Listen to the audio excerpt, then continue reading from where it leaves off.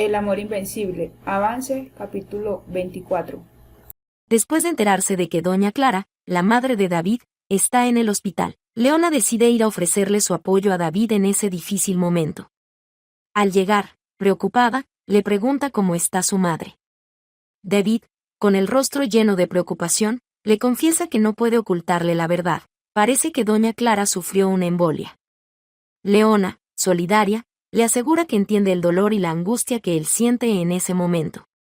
Sin embargo, no puede evitar compartir algo inquietante que recientemente descubrió sobre Ramsés.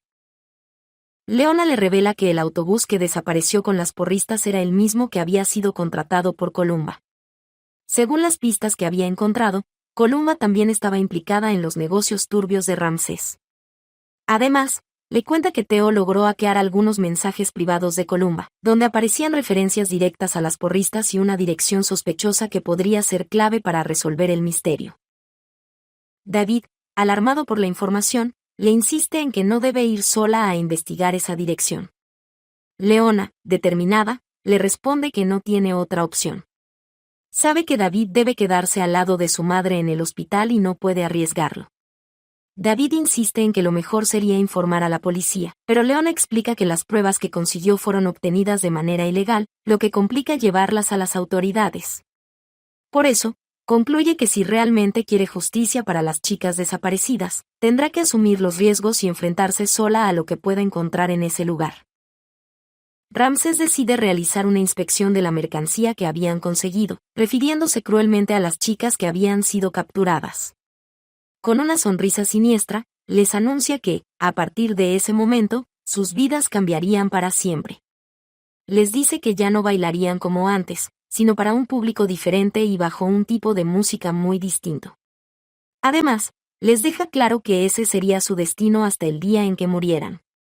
Las chicas, atrapadas en una red de trata, no podían hacer más que llorar de desesperación y de la impotencia de saberse en manos de monstruos como Ramsés, Calisto y Columba, quienes, fríos y calculadores, también estaban presentes como cómplices en este atroz negocio.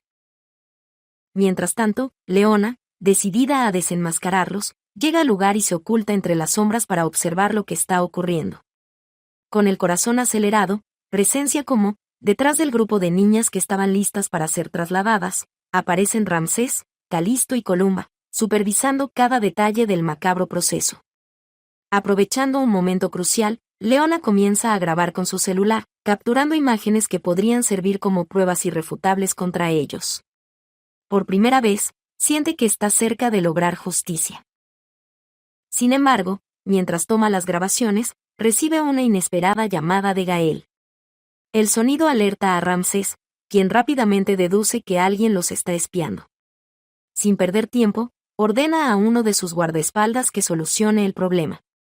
Al verse descubierta, Leona intenta escapar, pero es interceptada por el matón. Durante un forcejeo desesperado, logra golpearlo y ganar algo de tiempo, pero en medio del caos su celular cae al suelo perdiendo las valiosas pruebas que había reunido. A pesar de la pérdida, Leona no se rinde. Con el hombre de Ramsés pisándole los talones, corre con todas sus fuerzas, tratando de encontrar una salida. Justo cuando cree que no hay escapatoria, un carro pasa por el lugar. Leona, desesperada, le pide ayuda al conductor, quien, al notar su estado de pánico, accede a llevarla de inmediato. Finalmente, logra regresar a la ciudad, agotada pero aún más decidida a enfrentarse a Ramsés y a todos los que forman parte de esa red criminal. En el hospital, doña Clara abrió los ojos, mostrando señales de recuperación tras el difícil episodio que había enfrentado. David, emocionado y aliviado al verla consciente, se sentó junto a su cama, tomó su mano con ternura y le expresó con firmeza su compromiso de cuidarla y asegurarse de que se recuperara por completo. Se sentía profundamente culpable por no haber estado a su lado en el momento de su accidente y lamentaba no haber podido evitar su caída. Mientras lo escuchaba, doña Clara comenzó a recordar fragmentos de lo sucedido. En su mente apareció la imagen de alguien que la había empujado, causando su caída. El esfuerzo por evocar más detalles le aceleraba la respiración, pero la embolia había dejado secuelas que le impedían hablar. Intentó comunicarse, pero no logró emitir palabra alguna. Leona estaba en la casa de Consuelo, completamente devastada por lo que había vivido y por las escenas desgarradoras que había presenciado con las niñas, a quienes no pudo ayudar. Su mente estaba llena de culpa e impotencia al recordar sus rostros y saber que había fallado en su intento de salvarlas. Consuelo, por su parte, trataba de consolarla, agradeciendo a Dios que al menos Leona hubiera salido con vida de aquella situación peligrosa. Sin embargo, Leona no podía dejar de pensar en la única prueba que había perdido, el video que podría haber expuesto a Ramsés y a su red criminal. Theo, atento a la conversación, se acercó para preguntar si el celular había quedado encendido. Con esperanza en su voz, le explicó que, si estaba activo, tal vez podría recuperar el video. Sin embargo, Leona le explicó que había tenido que apagarlo rápidamente cuando Gael la había llamado, ya que temía que el sonido la delatara en medio del peligro. Cristóbal, el esposo de Consuelo, se unió a la conversación y le sugirió que lo denunciara a las autoridades. Pero Leona, con un nudo en la garganta, le recordó el terrible desenlace de la última vez que se atrevió a denunciar a Ramsés. Su familia había pagado el precio con sus vidas. La sombra de aquel pasado trágico seguía persiguiéndola, y la idea de revivir ese dolor la llenaba de temor y rabia. A pesar de las palabras de consuelo y las propuestas de ayuda, Leona sentía que la justicia aún estaba lejos de alcanzarse y que el camino para lograrla sería más peligroso de lo que imaginaba. Gael llegó a la casa de Leona, disculpándose de inmediato por la hora en que había decidido presentarse. Le explicó que la había estado llamando todo el día sin obtener respuesta, y eso lo tenía preocupado. Leona, con un tono seco pero cortés, le respondió que había perdido su teléfono y que no era necesario que él se preocupara tanto por una empleada. Gael, incapaz de contener lo que sentía, soltó sus emociones. Le confesó que para él, ella no era simplemente una empleada. Desde el momento en que apareció en su vida, todo había cambiado. Le dijo que había hecho de él una mejor persona y que su empatía, su carácter y todo lo que representaba lo habían llevado a interesarse cada vez más en ella. Leona, sorprendida y algo incómoda, le ofreció algo de beber para desviar el tema, pero antes de que pudiera moverse, Gael se acercó a ella y la besó impulsivamente. Durante unos segundos, Leona se quedó inmóvil, pero pronto se apartó, visiblemente molesta. Con firmeza, le pidió que la respetara, dejándole claro que ella no era una más de sus amantes y que no estaba dispuesta a permitir ese tipo de situaciones.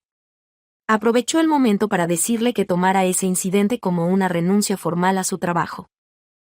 Gael, alarmado, le suplicó que no renunciara y le prometió que aquello no volvería a suceder. Leona, con una mezcla de seriedad y dolor, le explicó que, aunque realmente necesitaba el trabajo, ella amaba a alguien más y él tenía una esposa. Le dejó claro que, si quería que ella siguiera trabajando, debía mantener la relación estrictamente profesional y no confundir sus propios sentimientos. Finalmente, con una mirada fría y determinante, le pidió que se retirara de su casa. Ana Julia se acercó a su abuelo Ramsés para pedirle ayuda con la búsqueda de las chicas desaparecidas. Le recordó que, con el poder y las conexiones que él tenía, podría hablar con sus contactos para apoyar en el caso.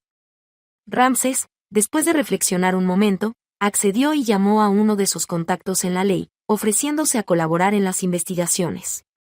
Más tarde, frente a Ana Julia y doña Josefa, comentó que había muchas posibilidades sobre lo que pudo haber sucedido. Insinuó que, además de un posible accidente del autobús, no se podía descartar un secuestro, advirtiendo que la búsqueda podría tomar bastante tiempo. Ana Julia, con determinación, respondió que no importaba cuánto tiempo llevara, lo importante era que más personas se unieran para encontrar a las chicas. Además, anunció que planeaba participar en una marcha en apoyo a la causa. Ramsés, preocupado, trató de disuadirla, sugiriendo que no se expusiera al peligro al unirse a personas desconocidas. Ana Julia, con un tono firme, le preguntó si acaso para tener empatía debía conocer personalmente a quienes sufrían. Explicó que las niñas desaparecidas tenían su misma edad y que no podía quedarse de brazos cruzados cuando había algo que podía hacer para ayudar.